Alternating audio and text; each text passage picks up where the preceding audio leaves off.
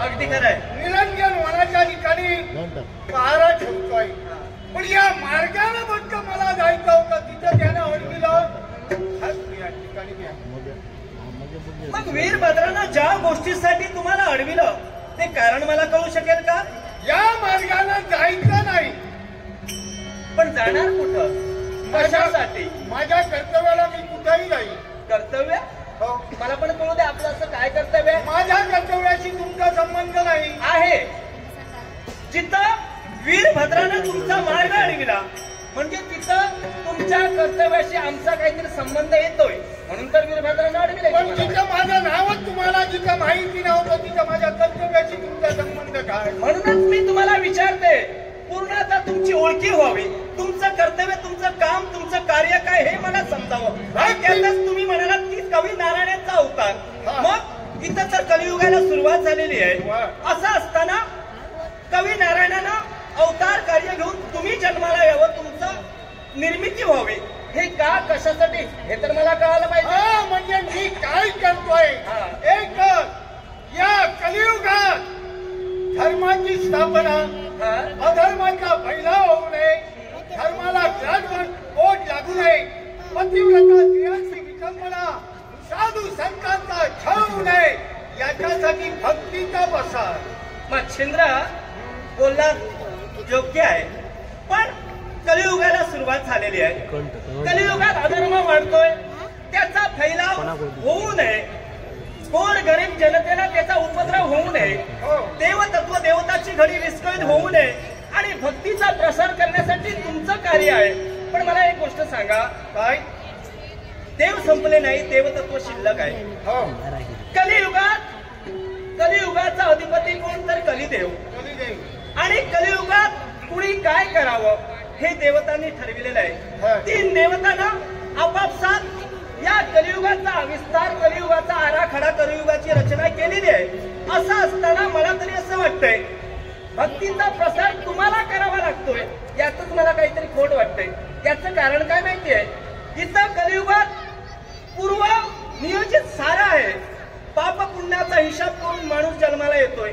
ज्याला वाईट करायचं आहे तो वाईटच करणार, ज्याला चांगलं करायचं आहे तो चांगलंच करणार. कुणी कुणाला सांगायची गरज नाही भक्ती कर म्हणून.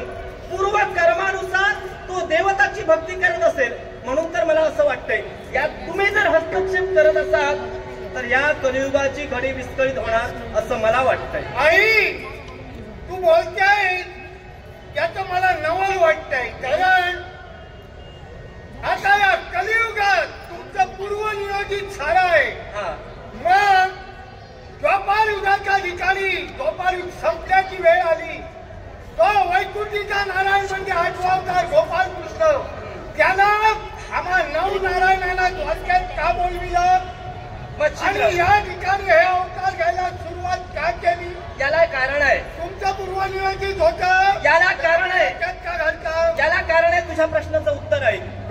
ज्यावेळी देव सभा भरली होती, काही कालावधीनंतर कलियुगाला सुरुवात होणार होती, त्यावेळी त्रय देवतांनी प्रत्येकाला आपापली कामं वाटून दिली आणि कलियुगाचा अधिपती म्हणून कलिदेवाला घोषित केलं गेलं.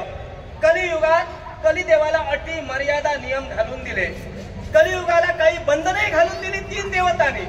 पण हे सगळं ऐकून घेतल्यानंतर कलिदेवाच्या मुखातून शब्द निघाले, हे त्रैदेवत हो, कलियुगाचा जर मी अधिपती असेल, कलियुगात जर माझी सत्ता असेल आणि मी जर प्रत्येक माणसाच्या कर्मानुसार, त्याच्या पापपुण्याच्या हिशोबानुसार जर त्याच्या बाबतीत कुठली गोष्ट घडवत असेल आणि हे सारं करत असताना जर माझ्या कार्यात जर कुणी ढवळाढवळ केली, त्याला कोण जबाबदार? हे शब्द ज्यावेळी कलिदेवाच्या मुखातून निघाले ना, त्यावेळी त्रय देवता एकमेकांच्या चेहऱ्याकडे पाहू लागले. त्याच्या प्रश्नाचं उत्तर कुणालाच देता आलं नाही. आणि हे मी पाहिलं की त्रय देवता कलिदेवाच्या प्रश्नाचं उत्तर का देत नाही. जरा वेळ मार्गप्रतीक्षा केली, पण क्षणानंतर ज्यावेळी माझ्या लक्षात आलं की तीन देव या प्रश्नाचं उत्तर का देत नाही ते, त्यावेळी मी उत्तरले. कलिदेवाला मी शब्द दिला, हे कलिदेव, या सृष्टीची रचना झालेली आहे, तुला अटीनियम घालून दिलेली आहे, पण तू जर धर्म करत असशील तर ते सुद्धा पूर्वनियोजित आहे. तू जर अधर्म करत असशील तेही पूर्वनियोजित असेल, पण जर देवता आणि अधिपती म्हणून तुला जर घोषित केलं तर कलियुगात जो जर तुझ्या कार्यात ढवळढवळ करेल त्याला जाब विचारण्यासाठी तुझ्या पाठीशी ही आदिमाया आदिशक्ती उभी राहील. मग आज कलिदेवाच्या बाबतीत जर हे घडत असेल तर या कलिदेवाच्या पाठीमागे मी उभी आहे. कलिदेवाच्या कार्यात तुम्ही ढवळढवळ करू नका. भक्तीचा प्रसार करण्याची काहीही गरज नाही. शाबास, आई मानला तुला मी. हे सारं जर का पूर्वनियोजित होतं, तुम्हाला देवाला माहित होतं, होय ना?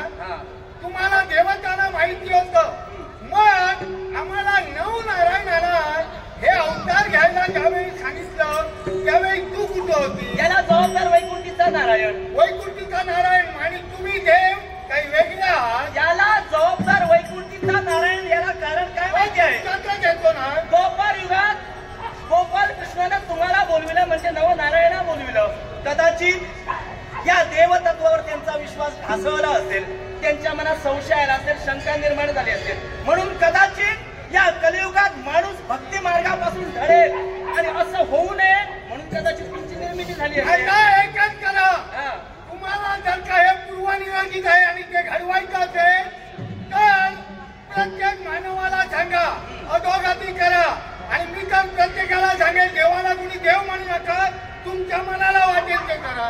मच्छिंद्रराव, तुमचं तत्व राहिलं कुठं ते मनापासून जी गोष्ट सांगते तीच पुन्हा तुम्हाला सांगते. माणूस जे कुकर्म करतोय ते त्याच्या कर्मानुसार, माणूस जे चांगलं कर्म करतो ते सुद्धा त्याच्या कर्मानुसार.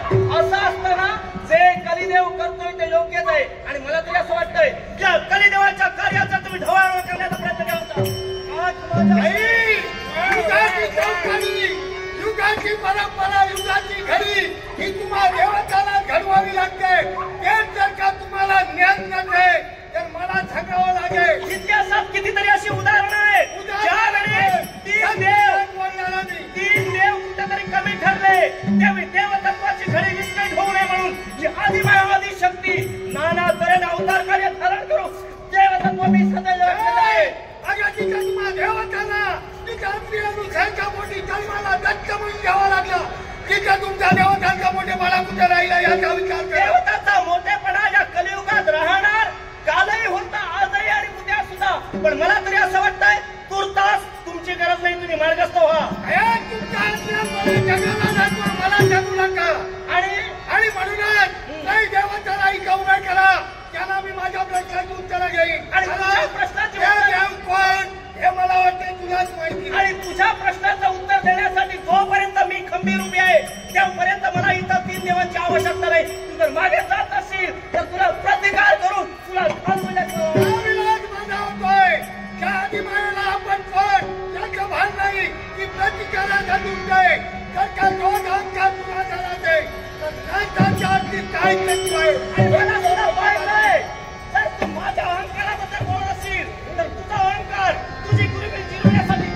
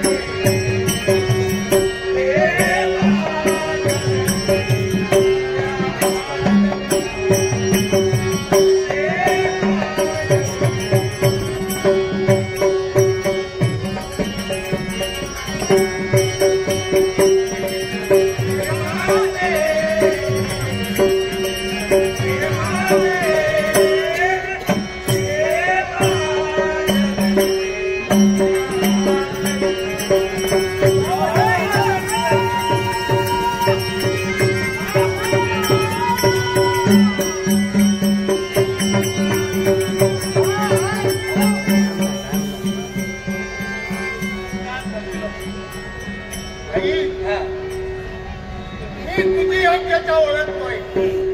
तुला जर का माझी योग्यता कळली नसेल तरी तुझी योग्यता ओळखतोय, तुझं तत्व ओळखतोय.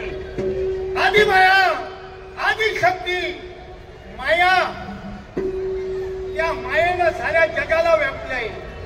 त्या मायेला मी ओळखतोय. म्हणून आज हे अहंकाराचे तुझे बोल. अहंकार तुम्हाला देवाचा झालाय. मग आज हा मच्छिंद्र युद्ध थांबून तुझ्या बाबतीत प्रतिज्ञा करतोय. प्रतिज्ञा? हो. माझ्या बाबतीत? होय. ऐकूया.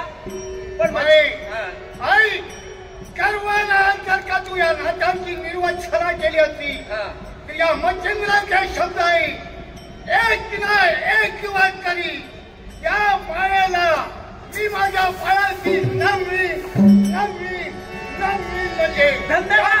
मच्छिंद्र नाव टाकेल. तुझी प्रतिज्ञा ऐकून माझी मान उंचावली. याला कारण काय माहितीये? आज माझी ओळखी माझं तत्व तुला माहिती असून सुद्धा आज माझ्या बाबतीत तू प्रतिज्ञा केलीस. हे जगन्माता आदिमाय आदिशक्ती पार्वती माते, एक ना एक दिवस तुला झालेला अहंकार, तुला झालेली ही घमेंड, ज्या दिवशी तुला मी वश करेन तो दिवस कदाचित तुझ्या जीवनात सोन्याचा दिवस असेल. पण तुझ्या प्रतिज्ञेला प्रतिज्ञा मुळीच करणार नाही. याला कारण काय माहितीये? ज्यावेळी इथं आले त्यावेळी माझ्या मुखातून शब्द निघाले, अवतीभोवती तुझ्या तेजमय वलय मला जाणवलं. म्हणूनच तुझ्या प्रतिज्ञेला प्रतिज्ञा नाही.